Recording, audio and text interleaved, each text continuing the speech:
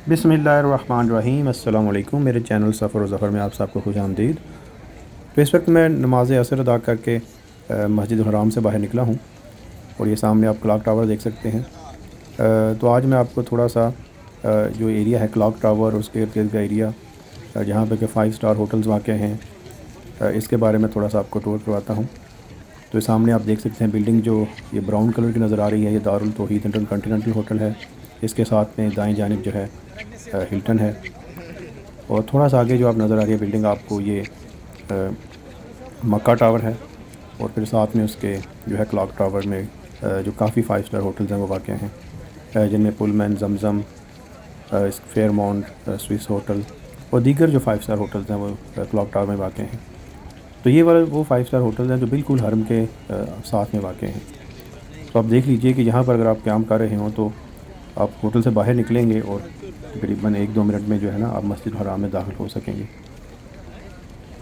चूँकि ये होटल जो है हरम के बिल्कुल नज़दीक वाक़ हैं, तो इनका रेट जो है वो भी काफ़ी हाई होता है। तो और ख़ास तौर पर रमज़ान के महीने में तो आप कह लीजिए कि इनका रेट अब आसानी से 10 गुना जो है आम दिनों की निस्बत ज़्यादा होता है।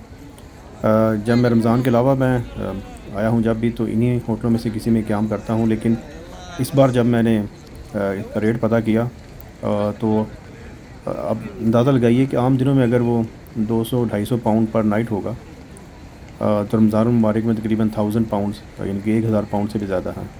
यानी आपने अगर 10 दिन क़याम करना है तो आप अंदाज़ा कीजिए कि 12,000 इससे इसके इर्द गिर्द जो है ना इसका आपका इनका किराया लग जाएगा। एक और मसला जो यहाँ पर होटल्स का है रमज़ान के महीने में ये है कि जो आखिरी अशर है ना उसमें ज़्यादातर होटल ये 5 स्टार भी और हत्ता के दूसरे जो होटल्स हैं वो पूरे 10 दिन के लिए बुकिंग करते हैं। तो उनकी कोशिश होती है कि रमज़ान का जो आखिरी अशरा पूरा उसको बुक किया जाए। चुनांचे अगर आप इस तरह अपना प्लान करें कि आपके कुछ दिन 2 या 3 दिन जो हैं या आखिरी अशरे में आ रहे हैं, तो वो आपको होटल जो है बड़ी मुश्किल से मिलता है। तो ये यहाँ की सूरत हाल है कि रमज़ान के महीने में ख़ास तौर पे होटल दस्तयाब ही नहीं होते, और अगर दस्तयाब हों तो बहुत महंगे दामों होते हैं, और जो आम होटल हैं थोड़े फासले पे उनकी कीमतें भी ज़ाहिर बतदरीज उसी तनासब से वो बढ़ती जाती हैं। अगर कोई होटल पहले 60-70 पाउंड पर नाइट का था तो अभी वो तकरीबन कोई 200-250 के करीब है।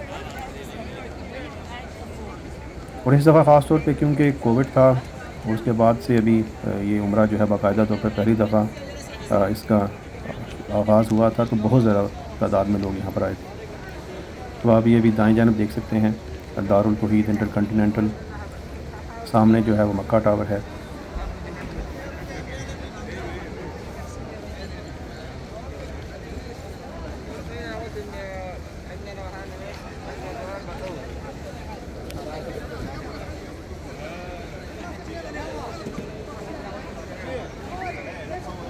ये आप होटल के नीचे मुख्तलिफ शॉप देख सकते हैं।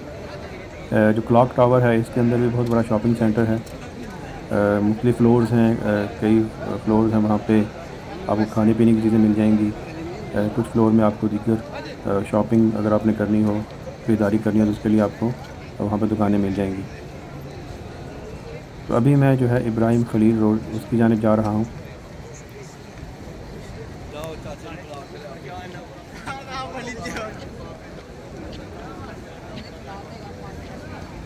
आज से 10-15 साल पहले हरम के इर्द गिर्द जो है काफ़ी होटल वाक़ थे, और उनमें कई 2 स्टार 3 स्टार होटल भी होते थे। तो ये होता था कि जो लोग जो हैं 5 स्टार होटल में क़याम की इस्तिताअत नहीं रखते, उनके लिए भी ये मुमकिन था कि वो किसी सस्ते होटल में यहाँ पर क़याम कर सकें और हरम के नज़दीक क़याम कर सकें। लेकिन बहरहाल आहिस्ता आहिस्ता वो तमाम होटल जो हैं वो अभी ख़त्म कर दिए गए हैं। अभी हरम के जो इर्द गिर्द होटल्स हैं वो तमाम 5 स्टार हैं। तो सरमायादाराना निज़ाम जो है उसकी झलक यहाँ पे भी आपको नज़र आएगी कि जो एक उम्रा है, एक पैसे वाला तबका है, वो तो अभी अफोर्ड कर सकता है कि हरम के नज़दीक रहे, लेकिन एक आम आदमी की इस्तिताअत से अभी ये काफ़ी बाहर है।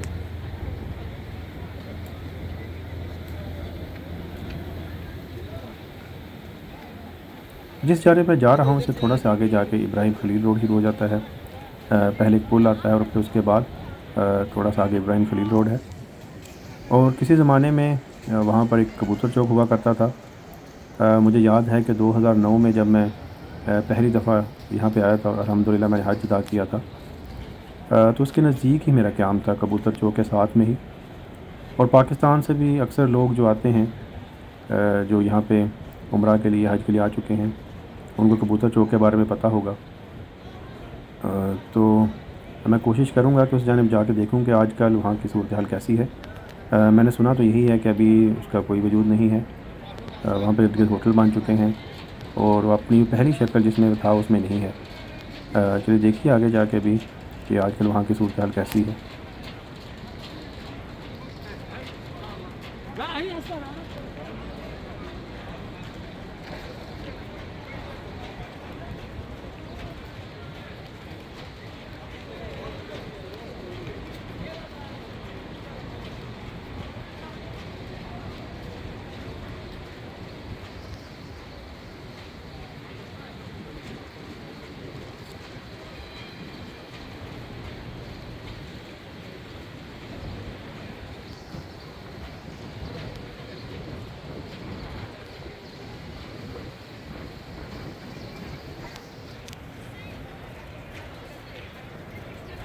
یہاں کا مشہور 5 اسٹار ہوٹل ہے اور سامنے دیکھیے وہ پل ہے, اور اس سے تھوڑا سا آگے جائیں تو کبوتر چوک کسی زمانے میں وہاں واقع ہوا کرتا تھا.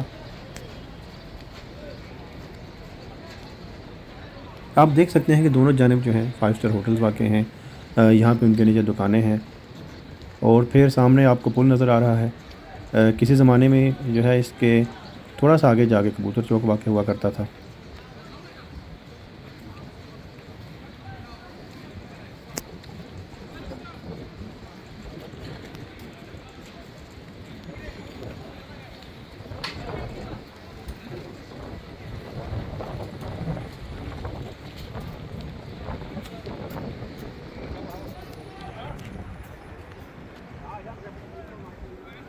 جناب یہ وہ پل ہے جس سے آگے تھوڑے ہی فاصلے پر کبوتر چوک واقع تھا, اس کی تلاش جاری ہے. اور یہ ویڈیو چونکہ لمبی ہو رہی ہے تو انشاءاللہ جو باقی اس کی کبوتر چوک کے بارے میں جو تفصیلات ہیں مجھے ملا کہ نہیں ملا تو میں آپ کو اگلی ویڈیو میں بتاؤں گا. اور جن ویورز نے میرا چینل سبسکرائب نہیں کیا تو پلیز چینل کو سبسکرائب کر دیں, بیل آئیکن کا بٹن دبا دیں تاکہ آپ کو نئی نئی ویڈیوز کے نوٹیفیکیشن ملتے رہیں. اور آپ دیکھ سکتے ہیں سامنے کھمبوں سے نا پانی کی پھوار نکل رہی ہے, تو یہ یہاں پہ ارینجمنٹ کیا ہوا ہے مسجد نبوی کی طرح کہ تھوڑا سا ماحول کو تھوڑا سا ٹھنڈا رکھا جائے. انشاءاللہ اگلی ویڈیو میں آپ سے پھر ملاقات ہوگی, تب تک کے لیے خدا حافظ. اپنے اور اپنے خاندان کا خیال رکھیے گا. السلام علیکم.